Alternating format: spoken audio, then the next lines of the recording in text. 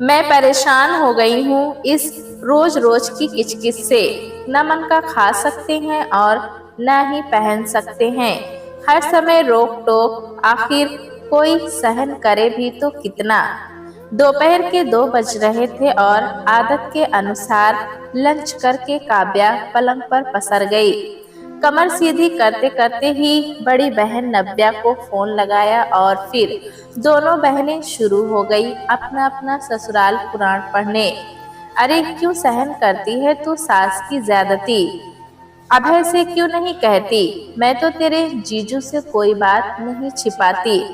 हर रात सोने से पहले उनकी माँ का कच्चा चिट्ठा खोल कर रख देती हूँ।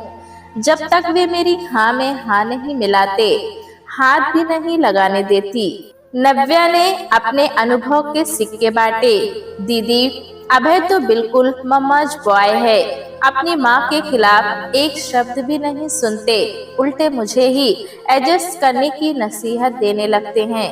सच दीदी, ससुराल के मामले में तुम बहुत खुशहाल निकली।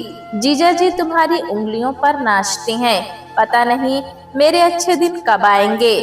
काव्या ने गहरी सांस भरी। वो तो है, अच्छा चल रखती हूँ। तेरे जीजू का 2 बार फोन आ चुका है। मेरे बिना चैन नहीं उन्हें भी। नव्या इतराई। चल ठीक है, थोड़ी देर में सास महारानी जी की चाय का समय हो जाएगा। मुझे तो 2 घड़ी चैन की नींद भी नहीं मिलती। अपने को कोसते हुए काव्या ने फोन काट दिया और फिर एसी की कूलिंग थोड़ी और बढ़ाकर चादर ओढ़कर सो गई। काव्या की अभय से शादी को मात्र 3 वर्ष हुए हैं।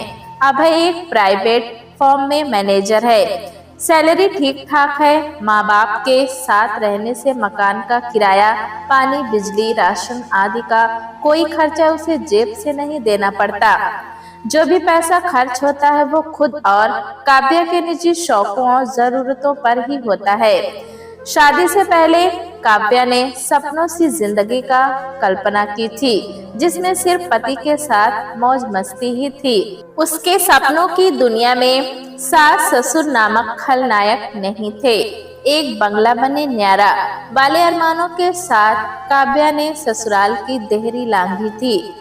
लेकिन जब पता चला कि जनाब अभय को अकेले रहकर शादीशुदा जिंदगी के मजे लेने का कोई शौक नहीं है, तो वो बुझ सी गई थी। जब तब अपनी माँ के सामने अपना दुखड़ा रोकर मन हल्का करने की कोशिश करती, लेकिन माँ ने कभी उसकी बातों को सीरियसली नहीं लिया और ना ही कभी अलग गृहस्थी बसाने के उसके सपने को पोषित किया। ससुराल गेंदे के फूल सा होता है, कोई पंखुड़ी छोटी तो कोई बड़ी, लेकिन जब सब मिलकर आपस में गुंज जाती हैं तो फूल की छवि देखने लायक होती है। माँ हमेशा उसे समझाती थी, लेकिन काव्या के कानों पर जू तक नहीं रेंगती थी। इसीलिए वो आजकल माँ से बस नपी-तुली बात ही करती है। हाँ, लेकिन बड़ी बहन से बिना नागा बात करती है और उससे ससुराल से अलग घर लेकर रहने से संबंधित सलाह भी मांगती रहती है। यहाँ तक तो फिर भी सब ठीक था, लेकिन आग में घी डालने का काम किया सामने वाले घर में किराए पर रहने आए दंपति ने। ये नवल और रिया थे। नवल भी अभय की तरह एक प्राइवेट फर्म में जॉब करता है, लेकिन रिया का ठसका तो देखो, कभी जीन्स, कभी कैप्री, कभी शॉर्ट तो कभी कोई और दिल जलाने वाली वेस्टर्न पोशाक। काव्या देखती तो कलेजे पर सांप लौट जाता।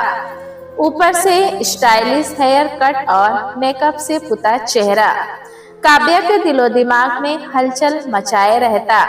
क्या जिंदगी है, इसे कहते हैं जिंदगी के असली मजे लूटना। मैंने पता नहीं कौन से बुरे कर्म किए थे, तभी तो ये बेड़ियां मेरे पाँव में डल गई। काव्या सोच सोच कर दुबली होने लगी। पेट में पचने वाली तो बात थी ही नहीं। बहन को नमक मिर्च लगाकर बताया, अरे तो बावल कुआं तेरे पास है और तू है कि प्यासी घूम रही है। रिया से दोस्ती कर और उसी से सीख ले शाही जिंदगी जीने के। नव्या ने हाथों हाथ सलाह दे डाली। बस फिर क्या था, काव्या रिया से नजदीकियां बढ़ाने लगी। रिया तो खुद जैसे उसी की पहल का इंतजार कर रही थी। हाय हेलो से शुरू हुई बातचीत धीरे धीरे अंतरंग होने लगी और जल्द ही दोनों घी खिचड़ी सी घुल मिल गई। कभी रिया काव्या के पास तो कभी काव्या रिया के साथ। देखो काव्या, पति नामक जीव को अपने इशारों पर नचाना हो तो लटके झटके दिखाने ही होंगे। तुम सारा दिन सूट साड़ी में लिपटी रहती हो, बेचारे अभय का भी मन करता होगा ना तुम्हें मॉडल सी सजी धजी देखने का। कभी कुछ बोल्ड पहनो, नया ट्राई करो, फिर देखो कैसे अभय तुम पर लट्टू हुआ जाता है।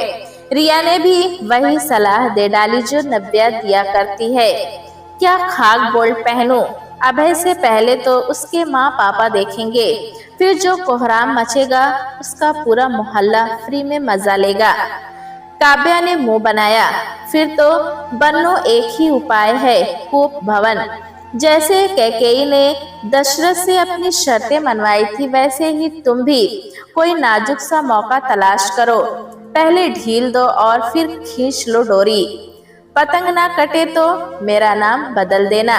रिया ने मंत्रा की भूमिका निभाई। काव्या मौका तलाशने लगी। समय शायद इस बार काव्या के पक्ष में ही चल रहा था। अगले ही महीने काव्या ने खुशखबरी दी कि घर में तीसरी पीढ़ी का आगमन होने वाला है। सास ने बलाएं ली, भारी काम करने से मना किया। ससुर हर समय चहकने लगे और अभय के तो मिजाज ही निराले लग रहे थे। पत्नी पर बादलों सा उमड़ घुमड़ कर प्यार आने लगा। दोस्तों में उठना बैठना कम हो गया। खिलौने से कमरे में जगह कम पड़ने लगी। मनुहार कर करके खिलाने पिलाने लगा सब। काव्या के पांव जमीन पर नहीं पड़ रहे थे। इस हंसी खुशी के बीच कहीं न कहीं साजिशों के बीच भी अंकुर की जगह तलाश रहे थे। 8 महीने पूरे हुए। काव्या की गोद भराई की रस्म के बाद अब कल उसे अपने मायके जाना है। पूरी रात अभय की हिदायतों का लेक्चर जारी था। ये करना, ये मत करना, ऐसे बैठना, ऐसे सोना, अभय बोले जा रहा था। काव्या सुनने का दिखावा करती लेटी थी। दिमाग में तो अलग ही खिचड़ी पक रही थी। गर्भ का समय पूरा हुआ और काव्या ने एक नन्हे फरिश्ते को जन्म दिया। दोनों परिवारों में खुशी की लहर दौड़ गई। टोकरे भर भर कर मिठाइयाँ और बधाइयाँ का आदान प्रदान हो रहा था। पोते को देखने के लिए दादा दादी सिर के बल चले आए। अभय के पांव भी कहाँ रुकने वाले थे। बिना किसी की परवाह किए सीधे काव्या के पास पहुंचा। बेसब्री कहीं का कहकर माँ मुस्कुराई, लेकिन देखा जाए तो खुद उन्हें भी कहाँ सब्र था। खैर, अभय ने जैसे ही अपने अंश को अंक में भरने की चेष्टा की, काव्या ने उसे अपने कलेजे से लगा लिया। अभय ने अपनी प्रश्नवाचक दृष्टि उस पर गड़ा दी। इतनी आसानी से नहीं सैया जी, पहले एक वादा करना होगा। काव्या इठलाई। इस अनमोल रतन के बदले जो चाहे मांग ले रानी। अभय भी नौटंकी करने में कहाँ कम था। झूठ बोले कौआ काटे। देखो, सच्चे मर्द हो तो झूठे वादे मत करना। काव्या ने उसके पौरुष को ललकारा। प्राण जाए पर वचन न जाए। अभय ने भी चुनौती स्वीकार कर ली और इसके साथ ही काव्या ने अर्थपूर्ण ढंग से मुस्कुराते हुए नन्हा फरिश्ता पिता की गोद में डाल दिया। अभय तो उसे छूते ही निहाल हो गया। कभी उसका गाल अपने गाल से सटाता तो कभी उसकी नन्ही नन्ही उंगलियों में अपनी उंगलियां फंसाता। मोगम्बो खुश हुआ। कहो क्या मांगती हो? अभय ने बच्चे के चेहरे को निहारते हुए पूछा। एक अलग दुनिया जिसमें सिर्फ हम 3 ही हो, काव्या ने सपाट स्वर में कहा। अभय के हाथ पांव कांप गए। क्षण भर में ही दशरथ और पुत्र वनवास का सा एहसास हो गया। बच्चे पर पकड़ ढीली पड़ने ही वाली थी कि माँ ने आकर उसे संभाल लिया। शायद उन्होंने काव्या की बात सुन भी ली थी। अभय आंखें चुराता हुआ बाहर निकल गया। लुटे मुसाफिर की तरह तीनों गए। बच्चे के जन्म की खुशी फीकी पड़ गई। महीना भर होने को आया। पति पत्नी की बातचीत में ठंडापन आ गया था। ना चुहल, ना मान मनोहल, ना रूठना, ना मनाना, ना शिकवा, ना शिकायत, सब कुछ मशीनी। माँ अलग परेशान, अभय अलग परेशान। कहीं किसी मध्य मार्ग की गुंजाइश ही नजर नहीं आ रही थी। अभय के ससुराल से बच्चे के नामकरण का न्योता आया। सब गए भी, लेकिन बुझे बुझे से। नाम रखा गया विभू। बहू अभय ने ट्रांसफर ले लिया है। बच्चे को लेकर अब तुम्हें वहीं उसके साथ जाना है। खानगी से पहले सास के मुंह से झरते अमृत वचनों पर सहसा काव्या विश्वास नहीं कर पाई। उसने पति की तरफ देखा, जो मुंह लटकाए खड़ा था। अभी तो उदास हो रहे हो सैया जी। जब खुली हवा में पंख पसारोगे तब पता चलेगा कि आसमान कितना विशाल है। काव्या ने पति की तरफ भरोसा दिलाने की गरज से देखा। 3 महीने के विभू को लेकर काव्या ने अपने सपनों की दुनिया में पहला पांव रखा। नहीं नहीं, ये जमीन नहीं थी, ये तो आसमान था। काव्या की ख्वाहिशों को पंख उगाए थे। हम दो हमारा एक, कल्पना करती काव्या खुशी से दोहरी हुई जा रही थी। उसने पर्स एक तरफ पटका, विभू को पालने में लेटाया और पूरे घर में घूम घूम कर स्वीट होम वाली फीलिंग लेने लगी। एक तरह से देखा जाए तो ये मेरा गृह प्रवेश ही है। क्यों ना आज कुछ खास बनाया जाए। अपनी जीत की खुशी मनाते हुए काव्या ने रसोई का रुख किया। सामान खंगाला तो कुछ विशेष हाथ नहीं लगा। क्षणों की रसोई ऐसी ही होती है। काव्या मुस्कुरा दी। सूजी का हलवा बनाने के लिए कढ़ाई चढ़ाई ही थी कि विभू रोने लगा। अभय बाथरूम में था। काव्या बच्चे को देखने की जल्दी में रसोई से बाहर लपकी तो गैस बंद करना भूल गई, और जब वापस आई तो रसोई की हालत देखकर सिर पीट लिया। कढ़ाई के घी ने आंख पकड़ ली थी। वो तो अभय ने तुरंत सिलेंडर बंद करके कढ़ाई परे फेंक दी, वरना कुछ भी अनर्थ हो सकता था। खैर, किसी तरह कच्चा पक्का पकाकर अभय को ऑफिस रवाना किया। दोपहर के 2 बजने को आए, लेकिन अभी तक काव्या को नहाने तक का समय नहीं मिला। जैसे ही विभू की आंख लगती और काव्या बाथरूम की तरफ जाने को होती, पता नहीं कैसे शैतान को पता चल जाता और वो फिर कुनमुनाने लगता।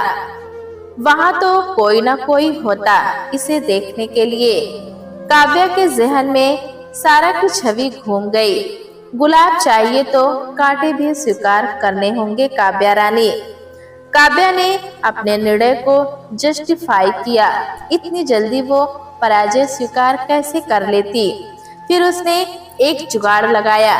विभू का पालना बाथरूम के दरवाजे से सटाकर रख दिया और आनन फानन 2 मग शरीर पर डालकर नहाने की औपचारिकता पूरी की। फटाफट गाउन पहना और 2 से 4 कौर निकले। तब तक विभू महाराज फिर से कुलबुलाने लगे। काव्या उसे लेकर बिस्तर पर लेट गई। दिन की पहली सीढ़ी ही पार हुई है। पिक्चर अभी बाकी है मेरे दोस्त। शाम को अभय लौटा तो काव्या तुड़े मुड़े गाउन में अलसाई सी बैठी थी। विभू अभी भी उसकी गोद में था। बच्चे को अभय के हाथों में थमाकर चाय बना लाई और पीते पीते दिन भर का दुखड़ा रो दिया। अभय ने उसमें कोई खास दिलचस्पी नहीं दिखाई। मम्मी का चमचा काव्या ने मुंह सिकोड़ा। सुनो, आज खाना बनाने की हिम्मत नहीं है। चलो ना कहीं बाहर चलते हैं। वैसे भी पिज्जा खाए बहुत दिन हो गए। काव्या ने चिरोरी की तो अभय चलने के लिए तैयार हो गया। हवा के साथ साथ घटा के संग संग ओ साथी चल तू मुझे लेकर, साथ चल तू, यूं ही दिन रात चल तू। काव्या एक हाथ से अभय की कमर पकड़े और दूसरे हाथ से विभू को संभाले बाइक पर उड़ी जा रही थी। अभय के शरीर से उठती परफ्यूम और पसीने की मिलीजुली गंध ने उसे दीवाना बना दिया था। हालांकि अभय अभी भी चुप सा ही था। काव्या चाहती थी कि कुछ देर यूं ही हवा से अटखेलियां होती रहे, लेकिन तभी अभय ने पिज्जा हट के सामने ले जाकर बाइक रोक दी। महीनों बाद दिलबर के साथ आउटिंग भी। काव्या ने जी भर onion, capsicum, tomato pizza with double चीज खाए, साथ में फ्रेंच फ्राई और गार्लिक ब्रेड भी। विभू थोड़ी देर तो खुश रहा, फिर परेशान करने लगा तो काव्या ने फिर करवा दिया। माँ की छाती से लगते ही बच्चा सो गया। घर पहुँचते ही काव्या ने खुद को बिस्तर के हवाले कर दिया। दिन भर की थकी हारी तुरंत ही नींद के आगोश में चली गई। अभय इंतजार करता रह गया। अभी नींद आंखों में पूरी तरह से घुली भी नहीं थी कि विभू बाबू ने रंग बदलने शुरू कर दिए। आधे आधे घंटे के अंतराल पर 4 बार कपड़े गंदे कर दिए। पोतड़े बदलते बदलते काव्या का रोना छूट गया। अभय ने उसे दवा दे दी, लेकिन दवा भी तो असर करते करते ही करती है। खैर, किसी तरह रात बीती तो विभू की आंख लगी। काव्या ने भी पलकें झपका ली। आंख खुली तो सुबह के 8 बज रहे थे। अभय ऑफिस जाने के लिए लगभग तैयार था। सुनो, तुम आज खाना बाहर से ही मंगवा लेना। काव्या अपराध बोझ से घिर गई। आगे आगे देखिए होता है क्या।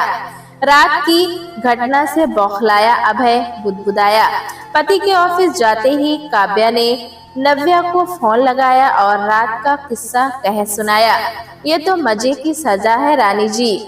कुछ पाने के लिए कुछ खोना भी पड़ता है। बहन ने उसे छेड़ा तो काव्या कुड़कर रह गई। हो सकता है कि कल तुमने जो पिज्जा खाया वो बच्चे को हजम नहीं हुआ और वो रात भर परेशान रहा। अब तक रिया भी कॉन्फ्रेंसिंग के जरिए उनके साथ बातचीत में शामिल हो चुकी थी। यह एक और नई मुसीबत की मन का खाओ भी नहीं। काव्या ने विभू की तरफ देखा। तू एक काम करना, विभू को बोतल से दूध पिलाना शुरू कर दे। काव्या ने फिर सलाह दे डाली, लेकिन डॉक्टर तो कहते हैं कि कम से कम 6 महीने तक बच्चे को स्तनपान करवाना चाहिए। काव्या ने शंका जाहिर की। अरे, वो ज्ञानी की औलाद, जिन बच्चों की माँ उनके पैदा होते ही चल बसती हैं, वे भी तो किसी तरह से पलते होंगे ना। रिया का ये भद्दा मजाक काव्या को जरा भी रास नहीं आया, लेकिन विभू को ऊपर का दूध पिलाने वाली बात जरूर उसके दिमाग में फिट बैठ गई। दूसरे दिन अभय के ऑफिस जाते ही काव्या फीडिंग बोतल खरीद लाई और मिशन दूध पिलाओ में जुट गई। काव्या ने जैसे तैसे करके 2 घूंट बच्चे के गले में उड़ेले और सफलता पर अपनी पीठ थपथपाने लगी। लेकिन ये क्या, थोड़ी ही देर में विभू ने उल्टी कर दी। वो खुद तो उल्टी में लिपटा ही, तकिया सहित बेड की चादर भी खराब कर दी। रोने लगा वो अलग मुसीबत, फिर भूख लग आई लगता है। सोचकर काव्या ने फिर से बोतल उसके मुंह से लगा दी। बच्चे को दूध हजम नहीं हुआ और 2 से 3 घंटे बाद ही उसने दस्त करने शुरू कर दिए। लगता है मुसीबतों ने मेरे ही घर का रास्ता देख लिया है। परेशान सी काव्या भुनभुना रही थी, लेकिन शाम होते होते फिर से सज धज कर अपनी आजादी का जश्न मनाने के लिए वो तैयार हो गई। विभू को भी हगीज पहना दिया। अभय के ऑफिस से आते ही तीनों फिर चल पड़े हवाखोरी करने। विभू को बोतल का दूध अब भी कम ही हजम होता था, लेकिन काव्या ने हार नहीं मानी। हिचकोले खाती गाड़ी चल रही थी। एक तरफ आजादी की खुली हवा थी तो दूसरी तरफ जिम्मेदारी की बेड़ियां भी थी। कभी काव्या पंख पसार कर खुश होती तो अगले ही पल पंख सिकुड़ भी जाते। इसी तरह धूप छांव से दिन निकल रहे थे, लेकिन चैन के दिनों से कहीं लंबी बेचैनियों की रातें होने लगी थी। 2 महीने हो गए, सास ने एक बार भी आकर पोते को नहीं संभाला, बस फोन पर ही हालचाल पूछ लेती थी। जैसे जैसे विभू बड़ा हो रहा था, काव्या के लिए अकेले बच्चे को संभालना दूभर होने लगा था। कभी वो रात भर रोता, कभी दूध नहीं पीता, कभी घड़ी घड़ी डायपर खराब करता, तो कभी खुश और परेशानी खड़ी कर देता। इन दिनों तो न कहीं आना ना जाना, न रिया से फोन, न काव्या से चैटिंग, न कोई सोशल मीडिया पर सक्रियता। ब्यूटी पार्लर की सीट पर बैठे महीनों हो गए। दिन भर विभू और उसके पोतड़े, उनिदी सी काव्या हर समय नींद के अवसर तलाशने लगी थी। अपनी व्यक्तिगत जरूरतें पूरी न होने से अभय भी उससे उखड़ा उखड़ा रहने लगा। खुले आसमान में उड़ने के सपने देखने वाली काव्या अपनी ही इच्छाओं के घेरे में कैद सी होकर रह गई। आजकल विभू कुछ ज्यादा ही चिड़चिड़ा हो गया। सारा दिन रिरियाता रहता है। अकेला छोड़ो तो कुछ भी उठाकर मुंह में डाल लेता है। 2 दिन से तो लूज मोशन इतने ज्यादा हो गए कि ड्रिप चढ़वाने तक की नौबत आ गई। घबराई सी काव्या उसे पास के डॉक्टर को दिखाने ले गई। बच्चे के दांत निकल रहे हैं। ऐसे में मसूड़ों में खुजली होने के कारण बच्चों की हर समस्या कुछ न कुछ चबाने की इच्छा होती है, इसलिए वे कुछ भी मुंह में डालते रहते हैं। इसी से पेट में इन्फेक्शन हो गया है। आप बच्चे को खिलौनों में उलझाए रखें। कोशिश करें कि बच्चा अकेला ना रहे। डॉक्टर ने उसे कारण बताकर समझाया। हर बार बस मैं ही बुरी कहलाती हूँ, अब साथी कहाँ से लाऊं? बच्चे को अकेले रखने का फैसला भी तो मेरा अपना ही सोचा हुआ था। काव्या रोमांसी हो आई। आज उसे सास की बहुत याद आ रही थी, लेकिन मनमर्जी से जीने की ऐंठ अभी भी कम नहीं हुई थी। 8 महीने का विभू अब घुटने के बल चलने लगा था। सोकर उठने के बाद चलना शुरू होता तो फिर चींटी की तरह रुकने का नाम ही नहीं लेता था। घर का वो हर सामान जो उसकी पहुंच में आ जाता, बस उठाया और धम से नीचे। कभी ड्रेसिंग टेबल उसकी जद में होती तो कभी रसोई के बर्तन, कभी कभी अभय के जरूरी कागजात भी उसके हाथों जन्नत पा जाते। काव्या उसके पीछे पीछे भागती थक जाती, लेकिन विभू सामान गिराता नहीं थकता। क्या करे काव्या, किसी से शिकायत करने की स्थिति में भी नहीं थी। फिर एक दिन काव्या दोपहर में विभू के साथ लेटी थी। गिरस्ती के बोझ से उकताई हुई काव्या जल्द ही खर्राटे भरने लगी। विभू की नींद कब खुली उसे पता ही नहीं चला। पलंग से नीचे उतरने की कयामत में विभू औंधे मुंह गिर पड़ा। गिरने के साथ ही पलंग का कोना उसके माथे में लगा और खून निकलने लगा। बच्चे की चीख के साथ काव्या की नींद खुली। बच्चे को खून से लथपथ देखकर काव्या के हाथ पांव फूल गए। तुरंत अभय को फोन लगाया और खुद विभू को लेकर डॉक्टर के पास भागी। सिर में गहरी चोट आई है, 4 टाके लगे हैं। मैंने आपसे पहले भी कहा था कि इस उम्र में बच्चे अधिक चंचल होते हैं, उन्हें हर समय निगरानी में रखना चाहिए। जरा सी लापरवाही जानलेवा साबित हो सकती है। डॉक्टर के कहने के साथ ही काव्या की आंखों से आंसू बहने लगे। तुमसे नहीं पलेगा बच्चा, माँ को फोन लगाओ। अभय उस पर लगभग चिल्ला ही उठता, पर हॉस्पिटल के शिष्टाचार के नाते उसे अपनी जबान पर साइलेंसर लगाना पड़ा। बच्चे की इस हालत के लिए वो काव्या को ही कसूरवार मान रहा था। काव्या ने मोबाइल निकाला और सास का नंबर डायल किया। यहाँ नेटवर्क नहीं आ रहा है, मैं बाहर जाकर ट्राई करती हूँ। काव्या को उसके ईगो ने बहाने बनाने खूब सिखा दिए थे। सुन रिया, यार बहुत बड़ी प्रॉब्लम हो गई। लगता है अब अभय अपने माँ पापा को बुलाए बिना नहीं मानेगा। बताना क्या करूं, कैसे उन्हें आने से रोकूं? काव्या ने रिया को फोन लगाया और आज के घटनाक्रम का ब्यौरा देने लगी। अरे यार, मैं अपनी ससुराल आई हुई हूँ, अभी बात नहीं कर सकते, तू नव्या से बात करना। रिया ने उसे बात पूरी करने से पहले ही टोक दिया। तुम और ससुराल, तुम्हें तो सास ससुर के साथ रहना कभी नहीं सुहाया, फिर अचानक तुम्हारा ये फैसला कैसे? तुम्हारी तबीयत तो ठीक है ना? अब चौंकने की बारी काव्या की थी। हाँ यार, अब मैं भी तुम्हारी ही श्रेणी में आने वाली हूँ ना। तुम्हारी हालत देख देख कर मुझे समझ में आ गया कि कुछ दिन का हनीमून पीरियड तो ठीक है, लेकिन हमेशा के लिए परिवार से दूर रहने में कोई समझदारी नहीं है, खासकर तब जब निकट भविष्य में उनकी जरूरत पड़ने वाली हो। कहने के अंदाज से ही रिया का स्वार्थ टपक रहा था। काव्या को लगा मानो जिस डाली का वो सहारा लिए बैठी थी उस पर किसी ने कुल्हाड़ी चला दी। अब तक अभय अपने माँ पापा को फोन कर चुका था। शाम होते होते दादा दादी अपने पोते के पास थे।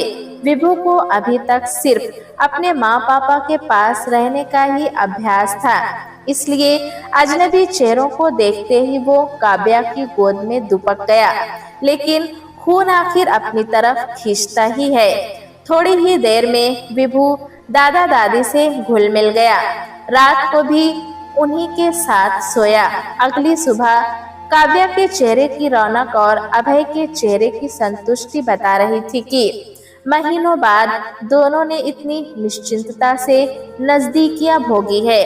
पोते के आगे पीछे भागते दादा दादी के घुटनों का दर्द न जाने कहाँ गायब हो गया। दूध ब्रेड के सहारे दिन निकालने वाले घर की रसोई दोनों समय पकवानों की खुशबू से महकने लगी थी। दादी की कोशिशों से विभू ने फीडिंग बोतल छोड़कर गिलास से दूध पीना सीख लिया। दादा की उंगली थामकर डगमग डगमग पग भी भरने लगा था। काव्या, इस तरह तो तुम हम सबको खिला खिला कर तोंदू बना दोगी। एक शाम अभय ने रीझ कर कहा तो काव्या निहाल हो गई।